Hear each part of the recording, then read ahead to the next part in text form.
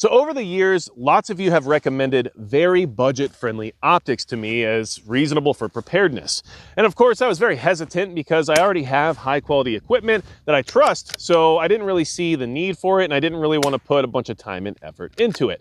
However, I also understand that budget constraints are a real thing, and many of you might benefit from understanding what budget-friendly optics are really for in the practical application of preparedness.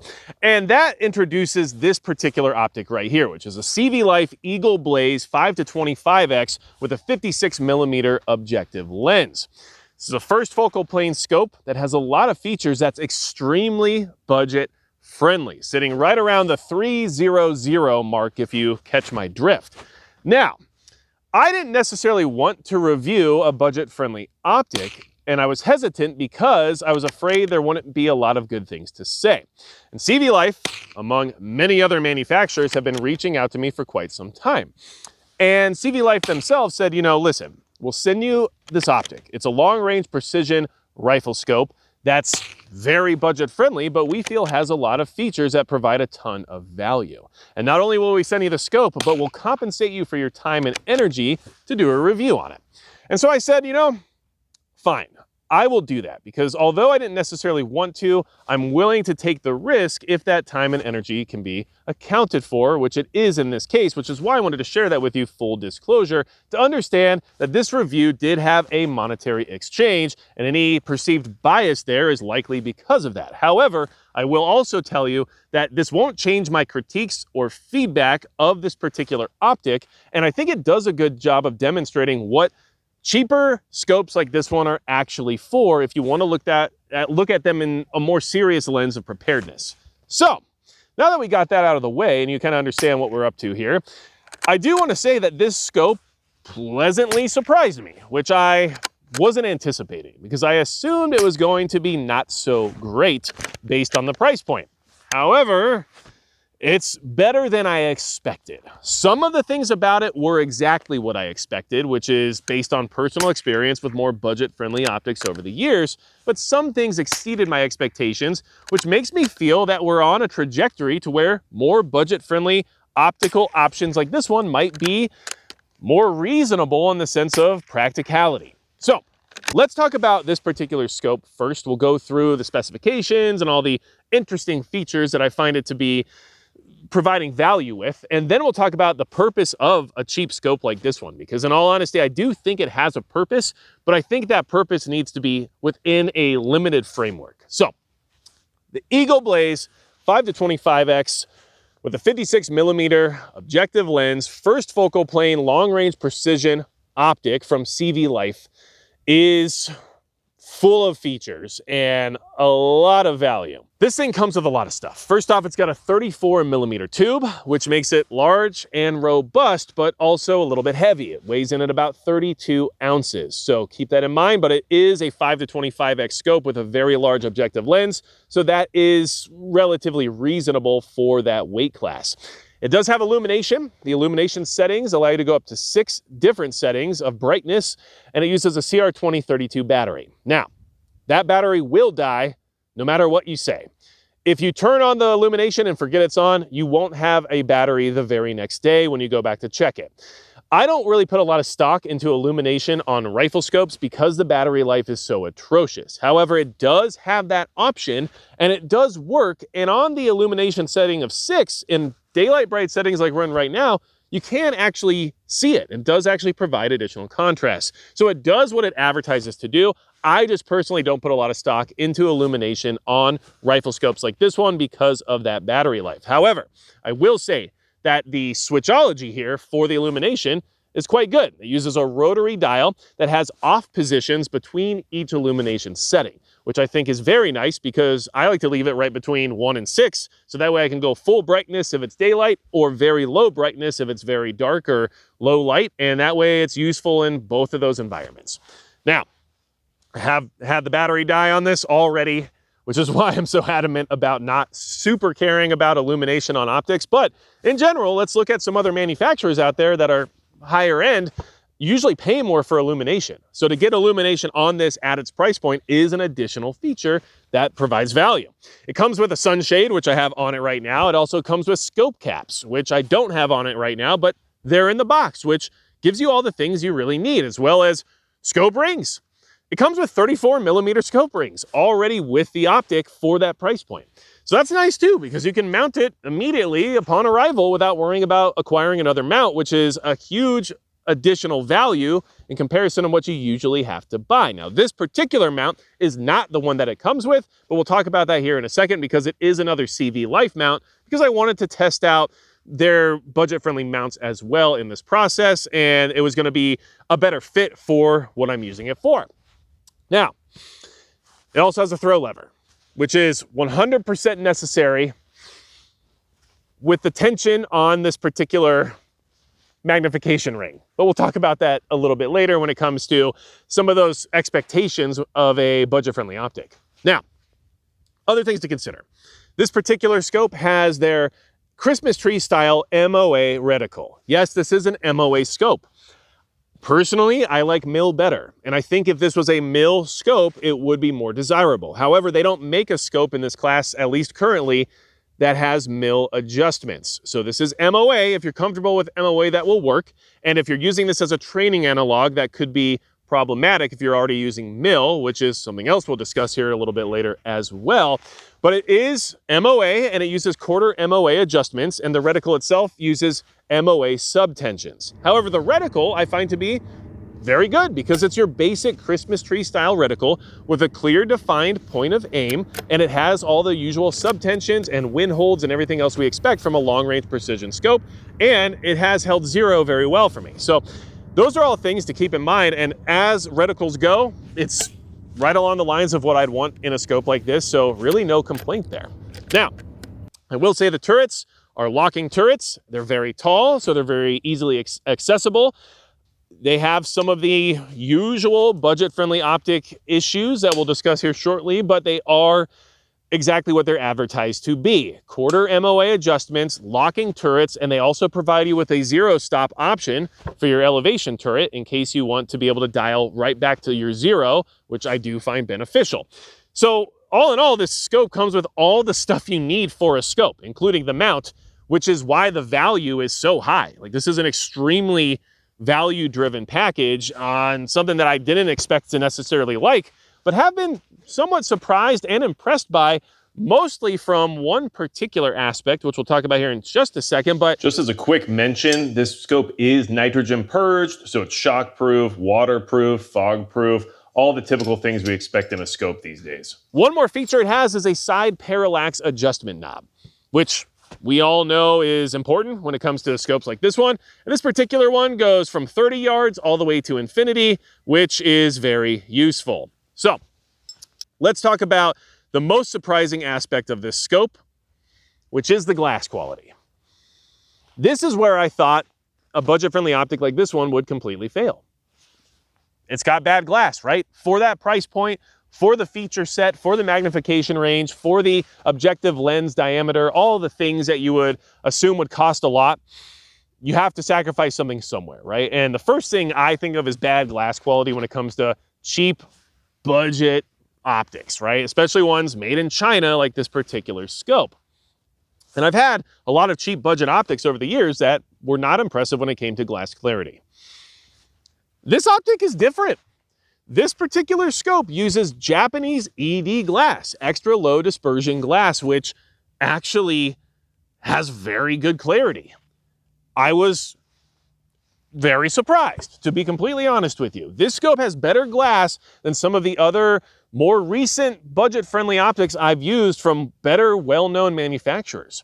And that might be one of the main selling points of this particular optic, is that for the price, like, the glass clarity is pretty good, which maybe is a sign that we're heading towards a trajectory of being able to acquire decent optics at budget-friendly prices that provide us with good quality of life. Because the glass quality is usually the Achilles heel of a more budget-friendly optic. And on this particular scope, that's actually not the case. The glass quality here is good, like actually good, not just like acceptable, but like actually good, surprisingly good for the price point. And that's something I really wanted to touch base on because I think it's one of the redeeming qualities of an optic like this one. Because there are a lot of things that it does that it shares with just about every other budget-friendly optic out there, but the glass quality isn't that. And to me, that's one of the most important parts of a long-range scope. So, you know, does it have some glass clarity issues compared to your top-of-the-line manufacturers out there? Well, sure. But for this price point, this glass is, I can't complain about it at all.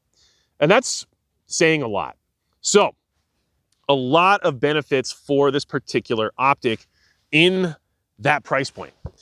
Now, the mount itself is actually CVLIFE's cantilever one-piece mount. It's a 34mm mount, and of course it's more designed to fit around your AR-15 flat top style platform, but it works very well on this Ruger precision rimfire. I have it on right here, and I wanted to try out one of their more, tactical mounts to see if it would be reasonable to rely on for a more tactical application, right?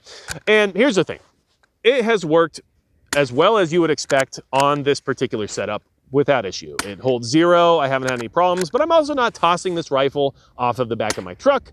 I'm not throwing things on the ground on top of steel plates to see what will happen, because I already know what will happen if I start doing that. That is a known quantity for the quality of these materials. For example, the scope itself is advertised to be made of aircraft grade aluminum. What does that mean? Usually it means it's like a 6000 series aluminum, because if it was 7000, they would advertise it because that's a selling point, right? And so the same can be said about the mounts and everything else, but are they within reason in the sense of holding 0 and mounting to your rifle without causing issues other than perceived durability problems in a more adverse environment? No, the issues aren't there. Everything is doing what it's supposed to do, which is fine. But I will say that this optic mount is at around, which is very inexpensive for that type of mount. So everything's very budget friendly. So all those things are understandable. And if you look at some of the machining of the mount itself, that's where you can start to see some of the, let's just say, value-driven decisions that were made, especially when it comes to the cleanliness of some of the machining and all of those things combined, which we'll talk about here shortly in regards to what's the point of scopes like this one once we get through the scope itself. Now, here's the shortcomings of this scope, right? Because like I said, this review, there was a monetary exchange in order to provide this time, energy, and effort to produce this review, which I'm just going to be transparent about. To hide that would be disingenuous. However, like I said, I'm not going to hold any punches, and I'm still going to be honest with you all, but I just probably wouldn't have signed up to do this otherwise. So here we are. But critiques and feedback, okay? And CVLIFE, they're very open to critiques and feedback, and luckily when it comes to having very budget-friendly optics, well, they have the ability to go back and redesign certain aspects and not necessarily take a giant hit when it comes to their business model. So I guess there's some benefits to being in the budget-friendly category. That being said, the typical issues exist. What are those typical issues? Okay, everything that can turn other than the illumination dial is harder to turn than you would like it to be. What does that mean? It means that when I am turning my adjustment turrets for windage, elevation, and whatnot, they're a little stiffer than you would like. But the clicks are audible, and everything's very well designed in the sense of being able to see exactly where you're at and everything else, so labeled properly and works the way it's supposed to. But it does require a little additional pressure, especially when you're unlocking and locking the turrets. Additional pressure required, not something easy to do if you were, say, in the prone and trying to make stealthy adjustments and, get on target quickly. This is going to push back a little bit in that regard. And of course, that additional pressure and force always leads you to believe that perhaps in the future, you might put too much strain on the detent pin or whatever else or the detent plunger that's, allowing those clicks to exist. You might put additional strain on the system, which could eventually lead to a problem. But I haven't had that problem. It's just something worth mentioning. Same thing can be said about the magnification ring. This thing is stiff. it has to have the throw lever. If you didn't have the throw lever, I don't know if you could actually change the magnification range on this particular optic. Luckily, it comes with the throw lever, which is a nice quality of life addition, but it is as stiff as you expect any other budget optic to be. It takes a lot of strength. It's not something you're going to be doing easily in the prone position while you're trying to be quick, but knowing that ahead of time gives you something to plan around, I guess. So, typical issues. You do have an adjustable diopter, which I didn't mention before as a feature because I think at this point it's pretty well expected for a modern tactical style rifle scope to have that option, but the diopter is here. It is also very difficult to adjust, but sometimes that's a good thing, so you can't bump it out of focus and you have it set to your eye and it stays that way because it is very difficult to adjust. So on that one, I kind of give it a pass because that's almost something we want, but it is something else worth mentioning. Like I said, anything that spins on this thing is hard to spin other than the illumination dial. The illumination dial is good. It does exactly what you want. Clicks into place very tactically and tactilely, with much tactile. I'm not sure how to say that one, but we're gonna go with it. And it's easy to move when you want to, and it doesn't move when you don't want it to, so it does great there. But even the parallax adjustment knob is harder to turn than some of the other ones you might be more used to. So yeah, those are all the things that you usually expect from a budget-friendly optic, right? Your turrets are a little harder to adjust, your magnification is a little harder to adjust. But is that big of a deal? Well, I think when we talk about the use case of this particular optic, probably not. So, now that you know about the scope, about all the stuff it comes with, the huge amount of value, the feature set, and the fact that the glass itself surprised me in the sense of quality, because, I mean, I'm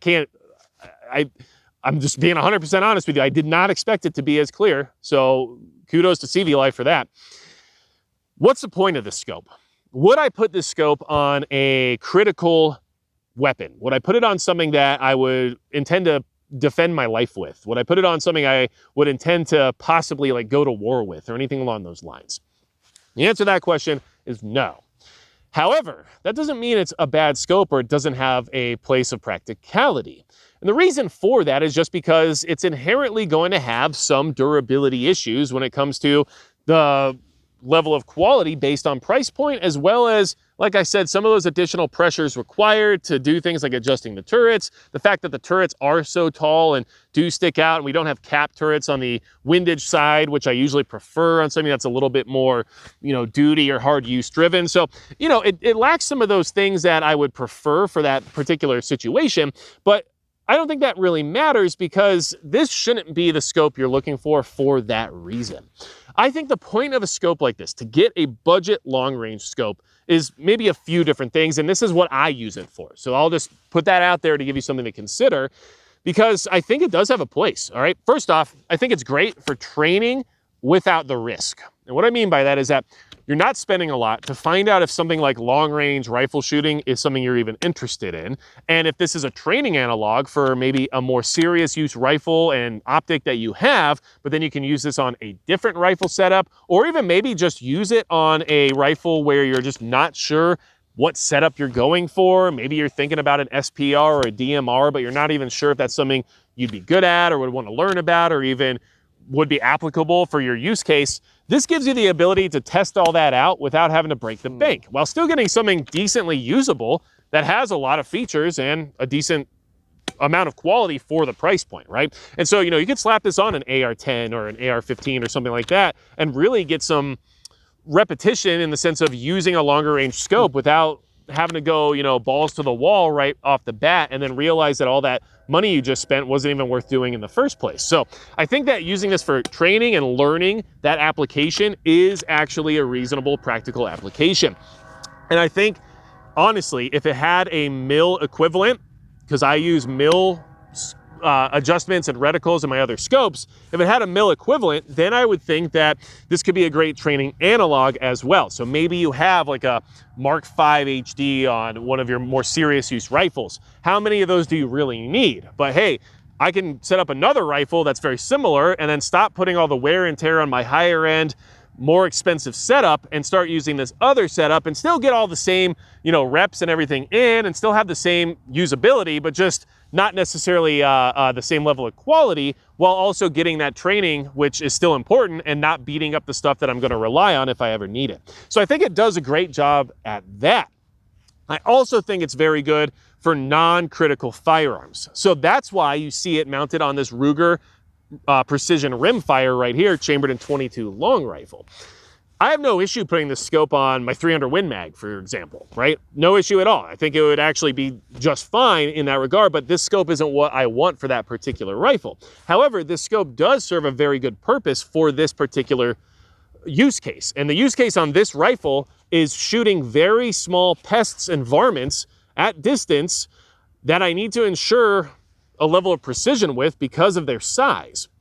And a 5-25x scope actually allows me the magnification range to be able to do that while having the glass clarity that actually allows that to be feasible and a useful reticle. Because even though generally you might want a second focal plane reticle for that purpose, what I found is that with the first focal plane, what's nice is that I can back off that magnification if needed. And luckily all my subtensions are still correct, which means I can compensate for that extreme amount of bullet drop that .22 long rifle has. So this allows me to do very effective pest control on the property without having to spend, a ton of money on the scope that I'm using to mostly shoot gophers with, right?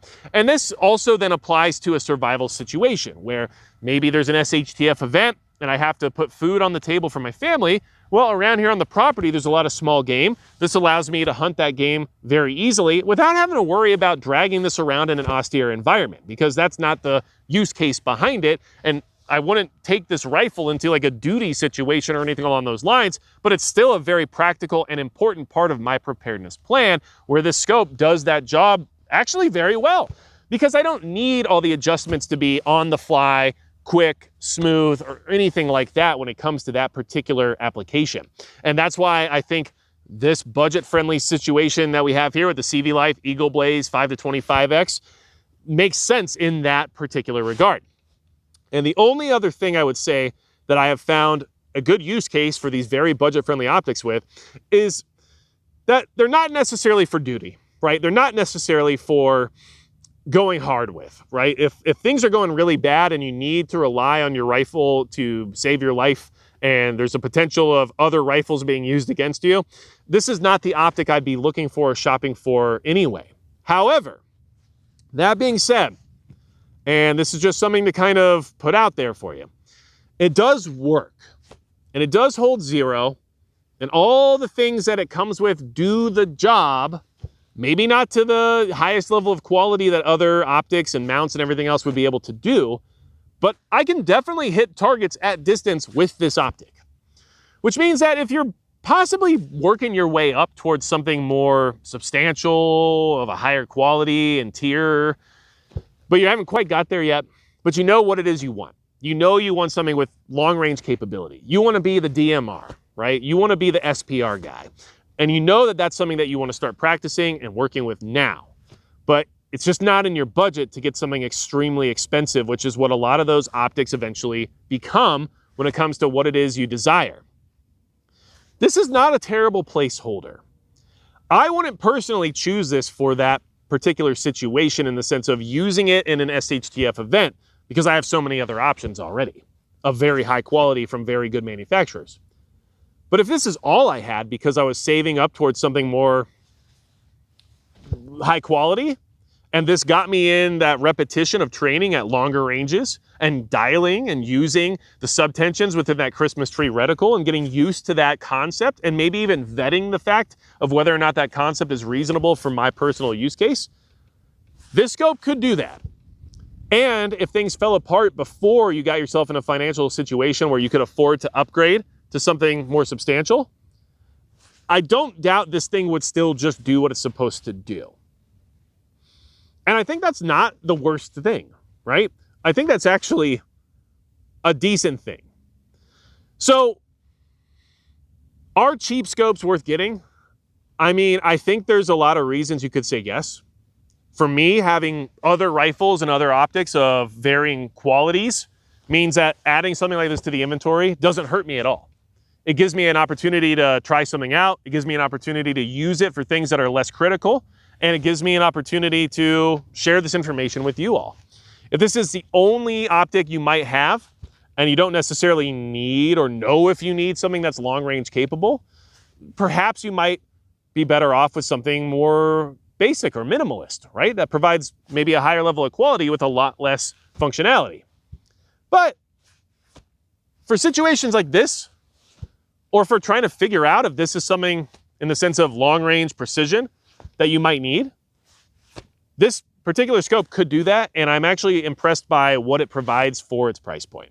And I think we're in a good place when we can get optics of this tier for their cost. I mean, it just kind of shows that we're on that trajectory towards things like this becoming more and more, I guess, close to the line of good enough.